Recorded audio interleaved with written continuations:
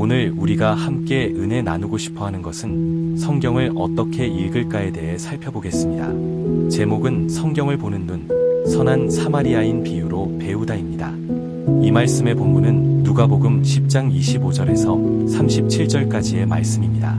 우리가 성경을 읽을 때 가장 중요한 것은 단순히 글자를 보는 것이 아니라 본문이 무엇을 말씀하고 있는지, 그리고 오늘 우리의 삶에 어떻게 적용되는지를 보는 눈을 가지는 것입니다.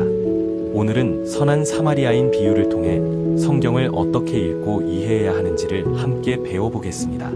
먼저 우리가 본문을 관찰하여 단락을 나누어 보는 것입니다.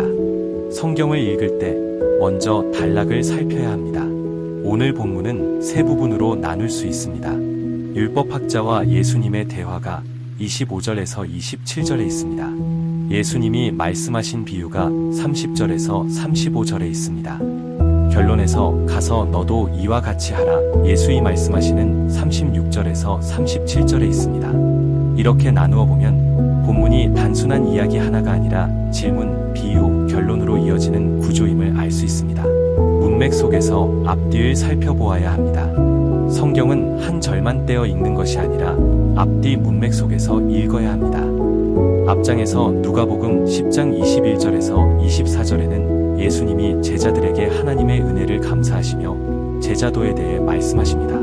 그리고 이어서 이 비유는 제자된 삶의 실제적인 모습을 가르쳐 주는 것입니다. 성경을 읽을 때 항상 이 말씀은 앞뒤에서 어떤 흐름 속에 있나를 보는 습관을 가져야 합니다. 본문이 핵심 문제를 파악하여야 합니다. 율법학자는 예수님께 무엇을 해야 영생을 얻겠습니까? 라고 묻습니다. 그리고 다시 내 이웃이 누구입니까? 라고 묻습니다. 여기서 본문이 핵심 문제는 과연 이웃은 누구인가? 입니다. 성경을 읽을 때는 이렇게 본문이 던지는 질문이 무엇인가를 찾아야 합니다. 등장인물 상황을 관찰하여야 합니다. 성경 이야기는 여러 등장인물이 나옵니다. 강도 만난 사람, 무력한 인류를 상징합니다. 제사장과 레위인, 종교적 의무는 알았지만 사랑을 실천하지 못했습니다. 사마리아인, 멸시받던 이방인이었지만 참된 긍휼을 행했습니다. 여관 주인, 사랑이 공동체 속으로 이어짐을 보여줍니다. 성경을 읽을 때 각 인물이 누구이며 어떤 역할을 하는지 주의 깊게 살펴야 합니다. 단어와 표현 깊이를 살펴보아야 합니다. 예수님은 사마리아인이 강도 만난 사람을 보고 긍휼히 여겼다라고 말씀하십니다. 이 단어는 예수님이 사람들을 보실 때 사용된 표현이기도 합니다. 누가복음 7장 13절과 15장 20절의 말씀에, 즉 사마리아인의 마음은 곧 예수님의 마음을 드러냅니다. 성경을 읽을 때 중요한 단어나 반복되는 표현을 주목해야 합니다. 거기서 하나님의 메시지가 드러납니다. 구약과 연결하기. 구약에도 내 이웃을 사랑하라, 레위기 19장 18절에서 하나님을 사랑하라, 신명기 6장 5절에 이런 말씀들이 있습니다. 예수님은 이 구약의 말씀을 실제 삶 속에서 어떻게 실천할지를 보여주신 것입니다. 성경을 읽을 때 구약과 신약을 연결해서 보는 눈을 가져야 합니다. 성경은 한 권의 책으로 서로 이어져 있습니다. 역사적 배경 이해하여야 합니다. 유대인과 사마리아인은 원수 같은 관계였습니다. 예수님이 굳이 사마리아인을 주인공으로 세우신 것은 청중들에게 큰 충격을 준 것입니다.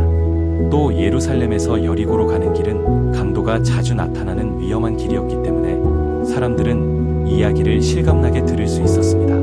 성경을 읽을 때 그 당시의 사회와 문화를 이해하면 훨씬 더 깊이 이해할 수 있습니다. 신학적 의미와 오늘날 적용. 이제 성경의 의미를 오늘 우리의 삶에 적용해야 합니다. 이웃이 누구인가? 경계선이 아니라 사랑을 실천하는 행동이 이웃을 만듭니다. 참된 경건이란 무엇인가? 제사와 의무보다 고통당하는 자를 돌보는 사랑이 중심입니다. 예수님은 누구신가? 예수님 자신이 진정한 선한 사마리아인으로 죄로 쓰러진 우리를 구원하셨습니다. 오늘 교회는 바로 예수님의 사랑을 본받아 가난한 자와 약한 자에게 다가가야 합니다. 결론, 사랑하는 성도 여러분, 성경을 읽는다는 것은 단순히 지식을 쌓는 것이 아닙니다. 본문을 단락 속에서, 문맥 속에서 등장인물과 단어를 살펴보며 구약과 연결하고 역사적 배경 속에서 이해하고 그리고 마지막으로 오늘 우리의 삶 속에 적용하는 것입니다. 이런 성경의 이해가 자주 반복적으로 일어남으로 인해서 우리의 삶 속에 성령께서 우리의 심령에 작용하여 자기 자신의 의지가 아니라 성령이 그를 주장하게 되는 것입니다. 예수님은 오늘도 우리에게 말씀하십니다. 가서 너도 이와 같이 하라.